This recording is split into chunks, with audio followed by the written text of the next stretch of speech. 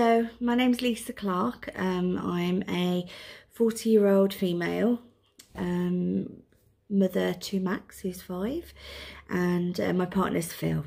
And I was diagnosed a few weeks ago with triple negative breast cancer. So it's really been a difficult journey. I can't explain to anybody how much information I've had in the last few weeks, but I think what I wanted to do was try and break it down for people. I can now talk about it without crying, which is, I found the cancer. I really remember it distinctively because I was out with my family and we had gone to Diggerland. We'd just been on a weekend holiday and we'd gone to Diggerland, and it was a really hot day and I had a really uncomfortable bra on, and I remember looking down and adjusting myself and feeling that I had a lump on my left breast, and this, at the time, I just thought I was feeling a bit under the weather. I know that in the past I've had issues with glands, and you know, sometimes I get sore under my armpit during the time of the month, which is where I was particularly sore. This lump wasn't sore, by the way. It was just a very hard, obvious, solid lump that I'd never felt before. So I didn't really worry too much about it, but I remember Phil and one of my friends, Sarah, were standing right next to me, and I said, "Oh, that's weird. I've got a bit of a lump on my boob," and they both sort of said, "Oh God, maybe you should get that checked out." And I thought, "Yeah, okay, yeah, I'll do that."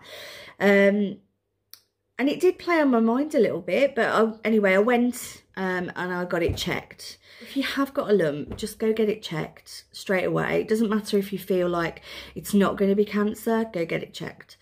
I went to see the GP, she did an inspection, so I lay down on the bed. I told her it was more obvious when I sat up, and at the time it was a little bit tender under my boobs, but again, under my arm, sorry. But again, I told her, I said, look, you know, I know that I've got a virus at the moment, so that must be what I think it is. And she said, well, I'm sure there's nothing to worry about, but I'll refer you to the breast clinic anyway, just to get it checked out. So she did that.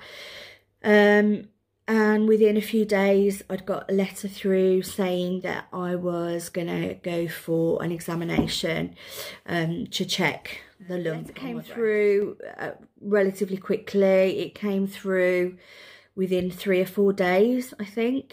And in the letter, they go through everything that's going to happen. So you will have a mammogram. They will then also do an ultrasound, in which, in both of those, you have to go on your own. Phil came with me, but I just had to go in the room on my own. And then they also put at the bottom, you may be required to have a biopsy. And for those of you who don't know what a biopsy is, it's pretty brutal, if I'm honest. They get a needle. It's quite a big needle. They give you a local anaesthetic. You're lying down at the time. They put the needle in. You get like a clicking sound in which they take a sample of the lump. And because my arm was sore as well, they did it under my arm to check, and they could see on the ultrasound that there was something there. So they had to check that out as well. I've got to say, you can see the ultrasound, and I, having had a baby, I knew kind of what things look like on an ultrasound, and I could see that there were like huge. There was a huge mass that was black. But as Phil kept telling me before we went, you know, cysts can show up like that as well. So I was trying not to worry, but you panic, don't you? And then so you go back out, and it was then that the consultant said to us, we think the lump is highly suspicious.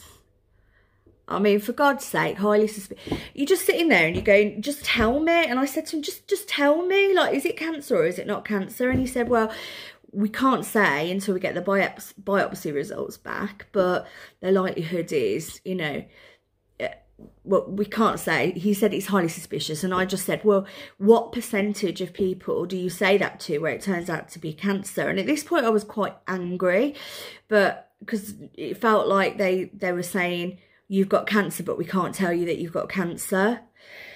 So I think that was probably the most stressful appointment that I had up until that point. And I can't explain to you or to anybody how you feel when somebody says you've got a suspicious lump. Everyone tells you that it's going to be fine. I'm sure it's okay. You know, you don't have to worry too much. But, you know, in the back of your mind, you think it's going to be a death sentence. You know, it's really difficult. And I cried a lot, didn't sleep that well. But then at the end, I'd just like to say, they say to you, well, we're going to get the results back. And I heard at that point, we're going to get the results back and we'll send you an appointment for this time next week. So I was thinking, okay, this time next week, it's a really long time. I don't see why they have to do this, but I could understand they have to test the samples, etc. And I even had a letter through, and I said, Phil, yeah, I've had my appointment through. It's next Thursday. So I went Thursday, the 24th of June. Thursday, so it was a week before that. So it was around the 18th of June.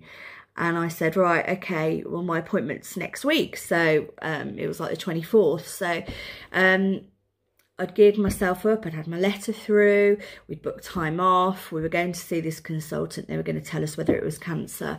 So we turned up at the hospital without my letter because I am an idiot and I always forget stuff.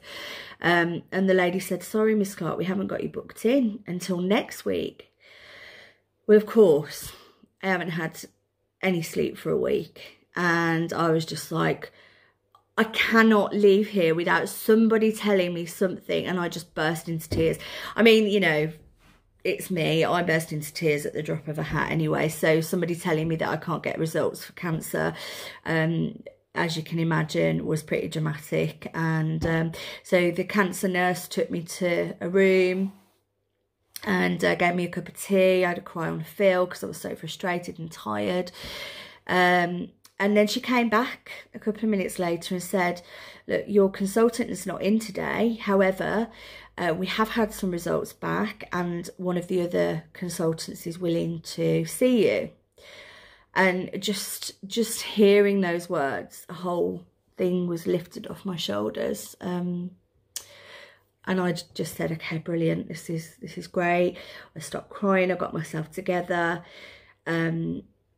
And when we went in, he said, I'm sorry, Miss Clark, it is cancer. And I just, you know, what else do? You cry, don't you? Phil was in shock, I think, because he'd convinced himself it wasn't. Or at least he told me that he'd convinced himself it wasn't. So, and, you know, they tell you... You know, at this point, he wasn't supposed to be delivering this news, so he could only give me the information that he had. And said that it was in my lymph nodes under my arm. And straight away you think, you know that lymph nodes in your head, you probably read about it, lymph nodes have been known to carry cancer. So you were like, oh, does this mean it's spread? And I'd just like to say that this consultant was the most bizarre man I've ever met. He was trying to describe the lymph nodes that are attached to the breast in terms of like countries. So he said, okay, Miss Clark, he said, the cancer is like the UK. He said like England. And then the lymph nodes are like Scotland. He said they're all connected. He said, but this lymph node that is Scotland is not automatically connected to Sweden, which is the lymph nodes in your other part of your body. So what he was saying was it's very difficult for the cancer to travel. So in his mind, at this point in time, there's no reason to suspect that it's spread. So yeah, so that was the consultant. I was then booked the week after to have a proper consultation with the surgeons. They told me it was cancer, it was in my breast and my lymph nodes under my arm, that I would need to have 6 months of chemotherapy, then a lumpectomy, so I'd just have the lump removed. They didn't mention having a mastectomy at this point, and that I would also be given radio because the lump was quite large, approximately 5 centimeters, and because it was in my lymph nodes, it was considered a grade 3. And those of you who don't know grades, it goes from 1 to 4. 4 being obviously that you've got secondary cancer and it's spread. 3 is that it's just spread to your lymph node. It's moved really quickly since then. We had another appointment with another consultant a week later. She didn't tell us anything different apart from the fact that it was triple negative. Everyone was treating me like I was already dying because it was triple negative. Oh my God, it's triple negative. What it means is the basic premise is that it can't be treated with hormones because it's got no hormone receptors, which means that it has to be only treated with chemo. And so people think it's the worst thing ever. It's very, very aggressive, very quick spreading. And the first thing that I thought when he said this was, oh my God, one of my friends, Katie, had this triple negative and she died last year. So she also had children, and it was this time last year that I was at her funeral. She'd struggled with it for 3 years, or maybe 4 years.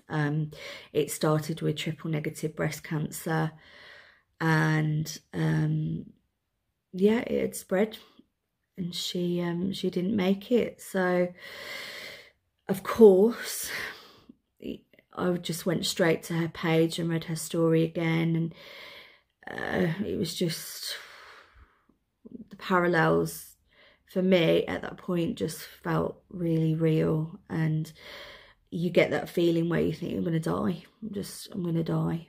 And I've got a 5-year-old, and the surgeon, she explains the situation. She tells you that you're going to be tested for the BRCA gene. Again, the BRCA gene, for those of you who don't know it, I'll put a link at the bottom with some information about the BRCA gene.